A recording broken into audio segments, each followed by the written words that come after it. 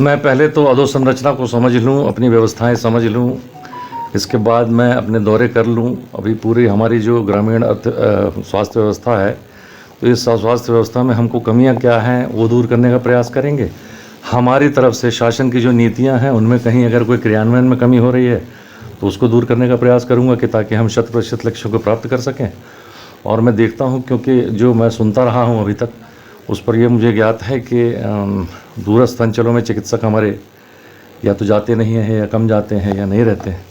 तो मेरा ये प्रयास रहेगा कि मैं इस बात को पूरी तरह दूर कर दूं कि अगर किसी की पदस्थापना है तो वो वहाँ रहें और कार्य करें। भैया 150 नियुक्तियाँ नियम विरुद्ध हुई थी अटैचमेंट, उनको पूर्व सीएमएचओ जाते जाते निरस्त कर गए हैं जो जहाँ पे होते हैं, तो क्या उसको आप आगे बढ़ाएंगे कि वैसी चीज़ें चलती? मैंने अभी ज्वाइन किया है, मैंने वो पेपर में पढ़ा था कि उन्होंने जाते जाते जो अटैचमेंट्स थे समाप्त किए थे, तो मैं उसको समझ लूँ। बाकी जो निर्णय पहले हो चुके हैं उस पर मेरे किसी वापस जाने का कोई प्रश्न नहीं उठता है किसी भी तरह। सर लगातार आपसे पूर्व जितने भी सीएमएचओ रहे हैं यहाँ पे जी, वो बड़े विवादित रहे हैं और यहाँ का जो स्टाफ रहा है वो बड़ा सुर्खियों में रहा है। कई घोटालों में उनका नाम भी आया है और उनके ऊपर कार्रवाई के भी निर्देश हुए थे।